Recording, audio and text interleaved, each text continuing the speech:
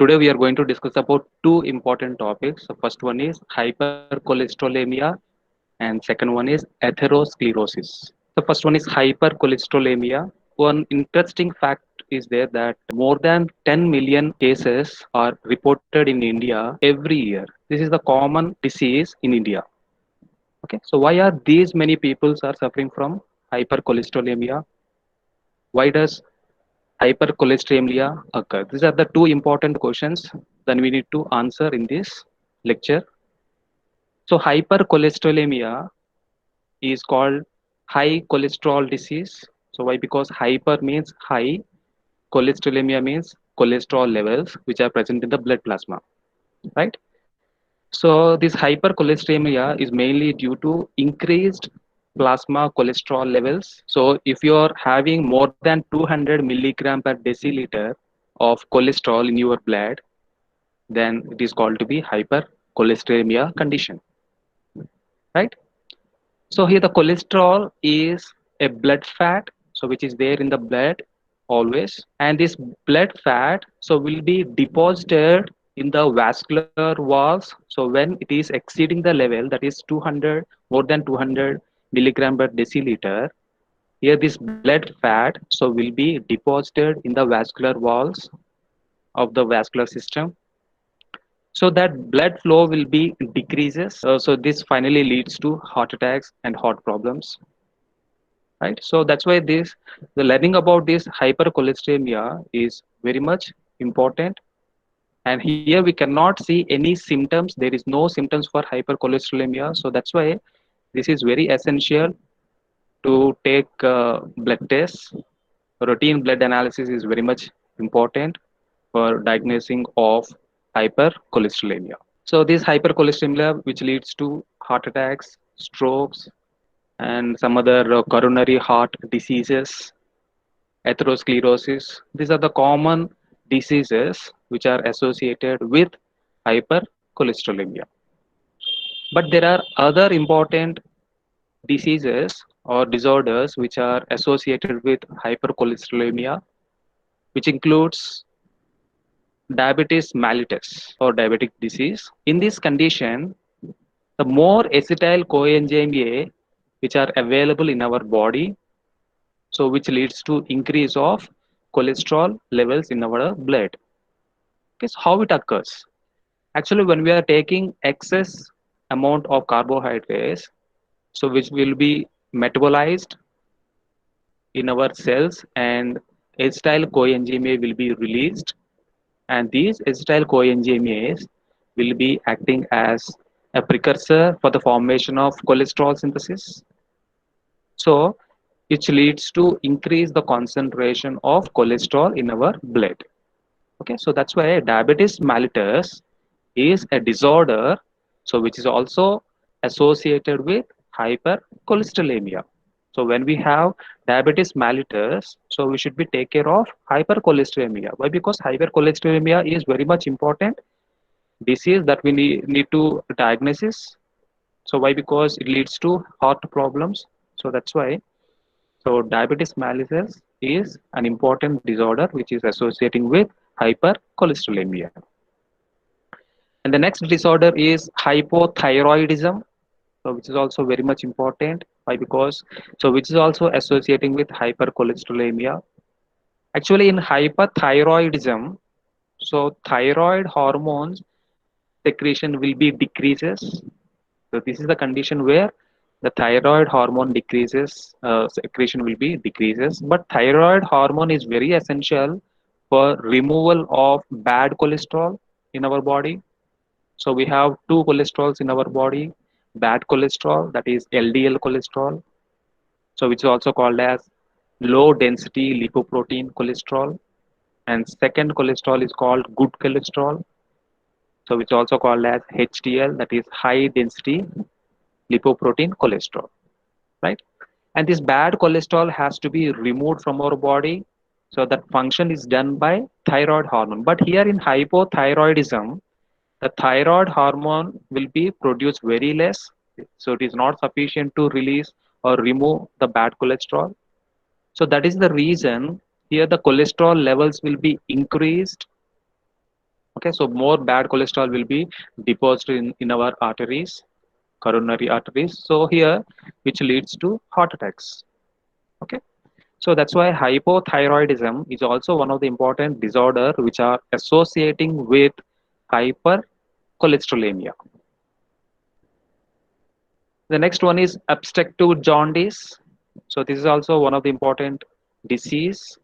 So here in obstructive jaundice, the common bile duct will be obstructed. So what is the use of this common bile duct? Here the common bile duct, so which will be useful for excreting the excess amount of cholesterol which is present in the liver. Actually, cholesterol is a blood fat, so which will be synthesized in the liver. Right? This is the liver. Here, the cholesterol will be synthesized. But some of the cholesterol will be useful for formation of vitamin D and steroidal hormones, and remaining 50% of cholesterol has to be excreted. Okay, so how can we it excreted? It can be excreted in the form of bile acids through this a common bile duct. Right. So what happened here is the common bile duct will be obstructed, so that here the cholesterol levels will be increased in the blood, so it will not be excreted completely. So this condition is called to be obstructive jaundice, right?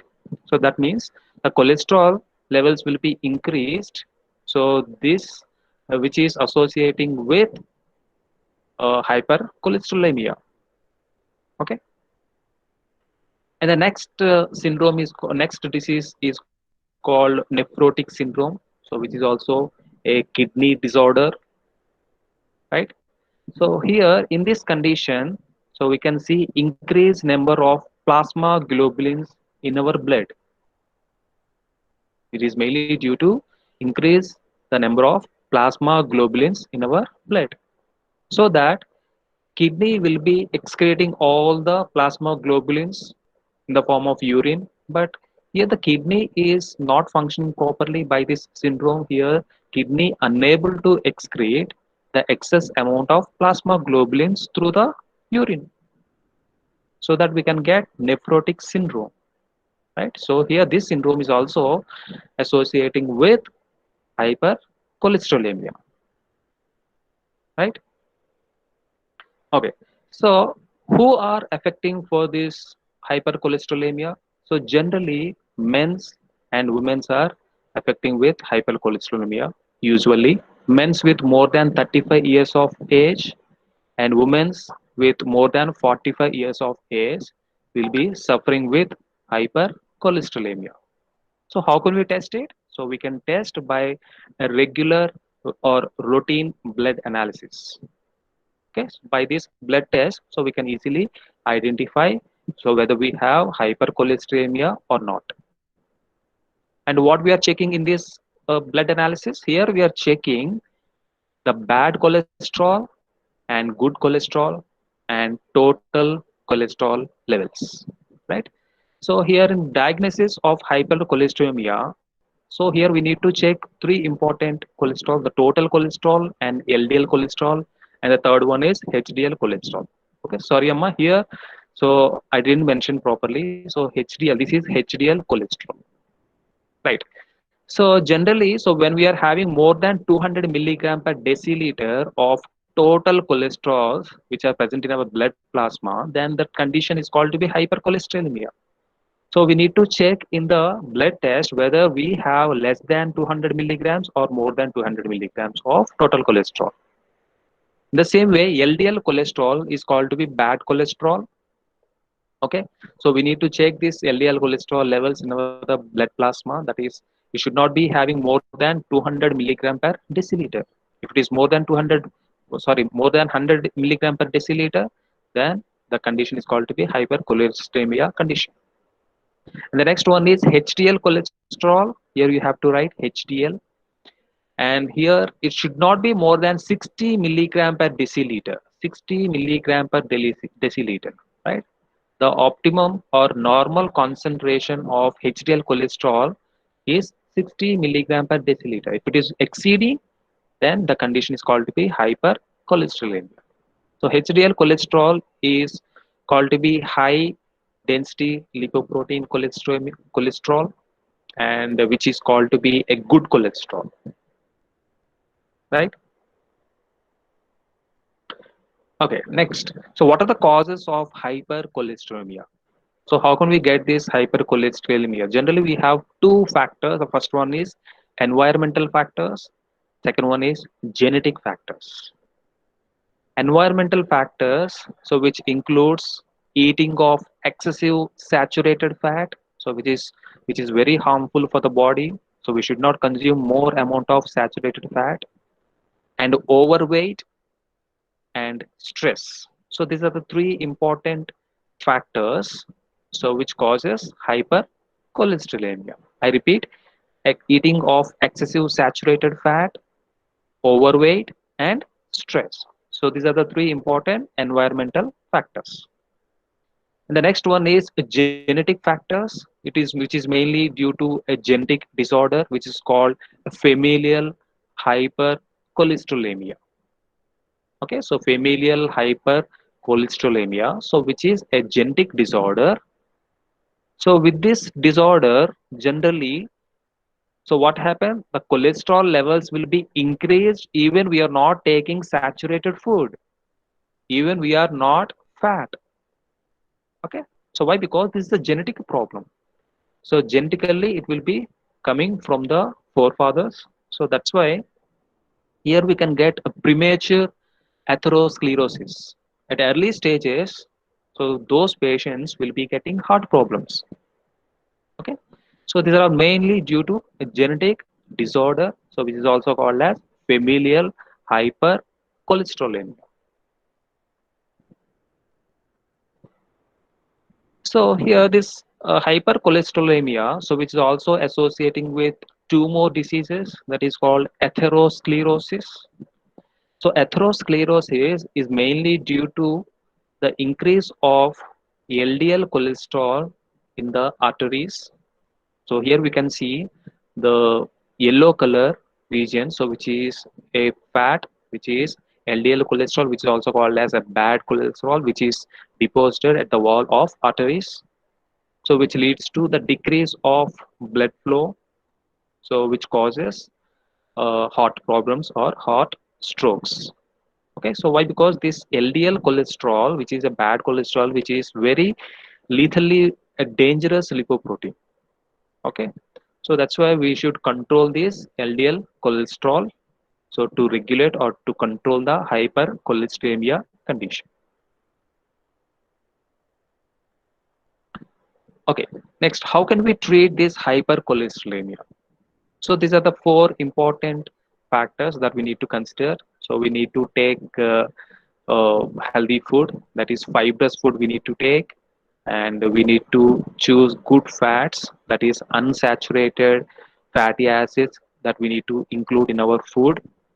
Okay, so we should avoid saturated fats. Why? Because saturated fats are the main cause for the hypercholesterolemia. And we have to consume low amount of carbohydrates, and we have to do exercise for about 30 minutes every day, and smoking and alcohol consumption must be avoided. Okay, so these are the four important preventive measures to control this hypercholesterolemia, but we can use the drugs also. So lovastatin, write down, lovastatin is the drug, so which will be useful for treating hypercholesterolemia. Lovastatin is the drug which is useful for treating hypercholesterolemia. Okay, so by using these lifestyle modifications, by using drugs, so we can control this hypercholesterolemia condition. Okay, so this is about hypercholesterolemia. And the second topic here is atherosclerosis. Second topic is atherosclerosis. So which is mainly due to thickening of arteries. So here we can see the arteries will be thickened or hardened. Okay. So due to deposition of LDL cholesterol, which is called to be low, which is called to be a bad cholesterol, And this bad cholesterol, which is also accumulated along with some other important components, that is collagen fibers and calcium deposits. So all together here it is forming a clot in the coronary artery. Okay, so this yellow color is representing a clot, a cholesterol clot will be there in the coronary artery, right? So due to this, so here the blood flow will be decreases, so which blocking the arteries, so that so it leads to heart problems and heart attacks or myocardial infarction. This is the condition, that means myocardial infarction will be coming. So with this uh, deposition of LDL or bad cholesterol. So what is the cause of the main atherosclerosis? Here the cause is the deposition of LDL cholesterol, which is also called as bad cholesterol, which will be deposited in the walls of arteries. Okay, so HDL cholesterol is called to be a good cholesterol, right? So what are the symptoms of atherosclerosis? So these are the main important symptoms. So to identify atherosclerosis, actually hypercholesterolemia doesn't produce any symptoms, but here we can get the symptoms. So we can easily identify atherosclerosis by using these symptoms. The first symptom is chest pain, which is also called as angina, and pain in the legs, arms, and anywhere else. Why? Because here the artery is blocked with the LDL cholesterols, so blood flow will be decreases. Generally, the pain, chest pain, and legs pain will be generally occurring. And shortness of breath, fatigue. So fatigue means it is extremely tiredness. So without doing any physical exercise, without doing any physical work, we can get tiredness, confusion, muscle weakness, etc. So these are the important symptoms for atherosclerosis. So we need to find out.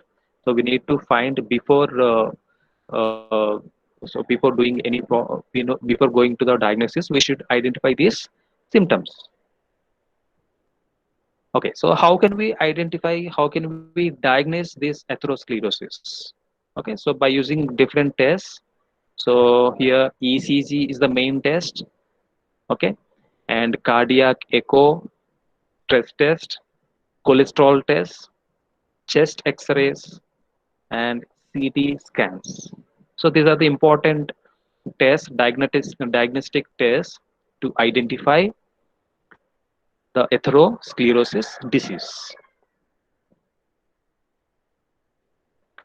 And treatment. So how can we treat this disease? So here by using a clinical agents, that is HMG, coenzyme reductase inhibitors. So these are the different classifications of drugs, so which will be useful for treating atherosclerosis. So first one is HMG, coenzyme reductase inhibitors, right? And the HMG coenzyme reductase, so which is an important key regulatory enzyme, so which will be useful for formation of cholesterol. Okay, so the cholesterol will be synthesized by this enzyme. So this is the key enzyme. Now here these inhibitors will be inhibiting the enzyme HMG coenzyme reductase, so that inhibiting the process of formation of cholesterol. Next, ezetimibe fibrates, antihypertensive agents, and anti-hyperglycemic agents.